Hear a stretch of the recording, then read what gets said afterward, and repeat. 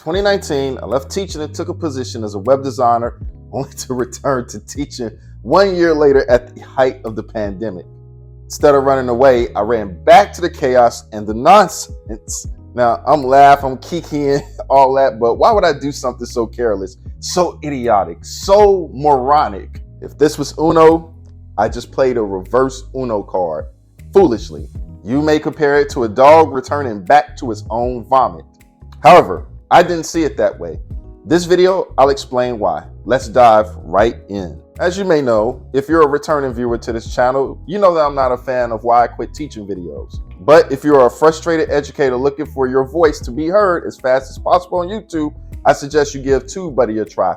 Just saying. All right, inconvenient promos out the way, let's get back to the story. The year is 2019. I'm at my brother-in-law's on spring break in March, indulging in some NBA 2K competition. My family members have a 2-story house. I'm upstairs indulging in this little friendly gameplay competition while my wife is downstairs. And then soon I hear my wife talking to an unknown assailant in the other room. And then my name is mentioned a dozen times. My ears perk up and I start to think, who could she be talking to? I thought to myself. Then all of a sudden I hear a few key words: web design, coding, building websites. I mean, these are things I've done in my 5 to 9 when I wasn't in the classroom. And then, she gets off the phone and tells me, I have a coworker whose brother that owns a shop is looking for an in-house web designer. Oh, is that a fact? I thought. What's his number and when should I call him? As soon as possible, she says. So during that time in 2019, I wasn't actually looking to leave teaching, but any opportunity I can actually get to have a permanent position almost, to do something I was already doing on the side, heck yeah, I was excited to take that leap of faith and just do something else. So I called him that next day and I had a conversation with this design shop owner. And mind you, this was early March and I wasn't looking to break a contract to leave my position. And again, I had it pretty good at my teaching job at the time. I had my own computer lab, the kids were great, I had respect in the ranks of my neighborhood, and now it was a possibility that I was going to give all that up for something brand new that I haven't stepped foot into. But there's a saying, to get greater, sometimes you have to abandon the good. Now let's see, from March up until June, I would visit this shop after school to learn the operations and business side to see where my skills would be a fit and how to be an asset to that gentleman's company. And when June hit, I impressed the owner and he hired me and we were off to the races from there. To be accurate, the position he gave me wasn't really web designer, it was website manager. And where I was responsible for managing existing e-commerce websites that the company had, the company's social media, starting a YouTube channel for them, video editing, graphics for the outside electronic marquee, customer service for ongoing phone calls, mailing items, interviewing potential employees. I did a lot. I was the jack of all trades in that position. I'm gonna be honest with you. I loved every single minute of being overwhelmed because it was a challenge and it helped me to grow as a web designer at the time. And I needed that growth. I needed something to push me. I mean, self-taught is cool. And I actually went to DeVry to get my web design experience, my initial web design experience. But don't let people on the internet fool you into thinking that you can just constantly just do it all by yourself all the time. You're going to need something external to push you beyond your comfort zone. And at that time, it was a big increase from my teaching salary, which was in 2019, only $42,000 that year. And I was going to get paid so much more taking this job. Now, while pay was good, there was still one big issue that I actually had, and that was the schedule. Now, don't get me wrong, it was an 8 to 5 Monday through Friday standard deal, but I learned I wouldn't get vacation time for an entire year being on probationary period. And don't forget, I left and went back to teaching at the height of the pandemic, and my wife and I and our children were out of school during that time, and those were days that I actually had to go to work, and it made me realize just how valuable the education schedule truly is. For crying out loud, I made a YouTube short about it. But even before the pandemic, my wife, who was a school counselor at the time, was off for 2 weeks for Christmas break while I only had 4 days off. I mean, they would be in bed chilling while I still had to go to work. You talk about some jealousy sitting there right now.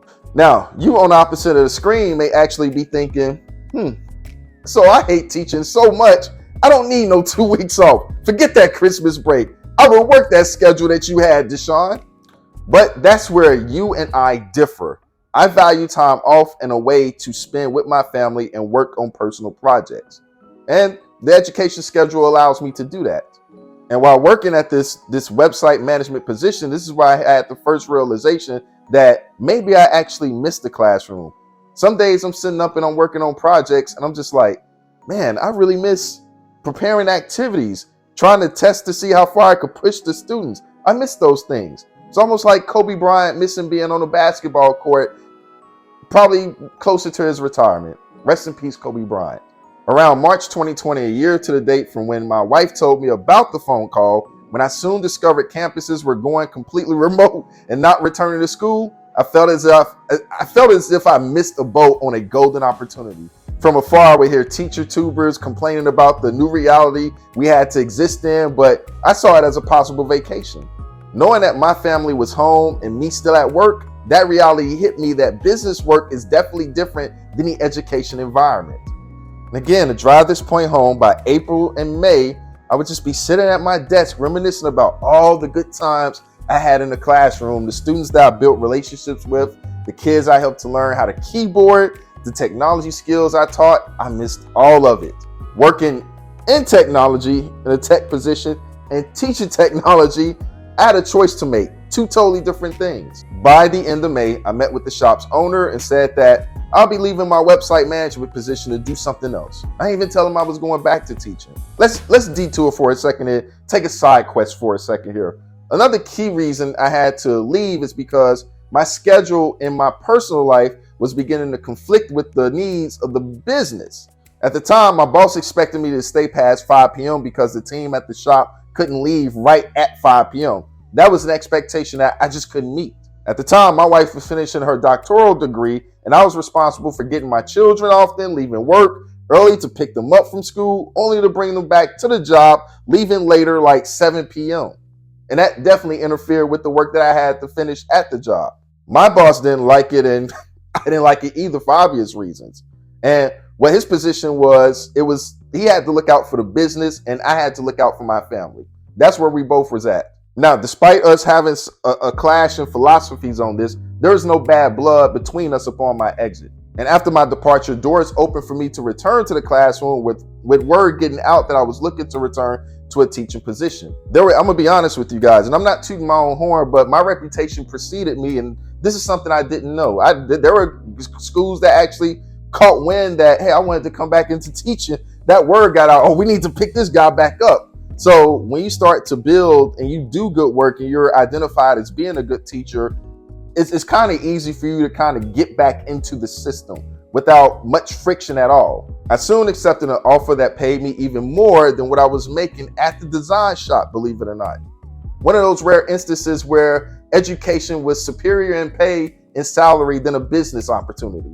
And so that 2020-2021 school year, being my return back to school, was a sweet one.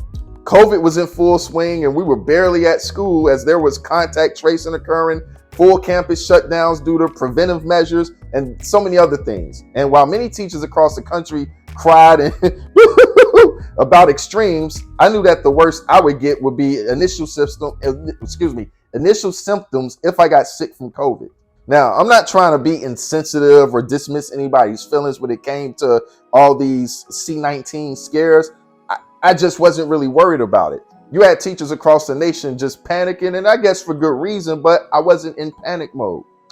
I'm going to be super frank about this. You may find this insulting, but that C-19 year was one of my favorite school years for a lot of reasons, but mainly because it allowed me to enjoy what I had missed at the beginning of 2020, which was lots of time off and having the smallest class sizes I've ever seen in my entire teaching career. And while C-19 was a catastrophic event for many and the worst is behind us, I personally believe that we will be returning back to a remote-only learning environment that won't be pandemic-induced, and I become Nostradamus outlining those reasons right here in this video.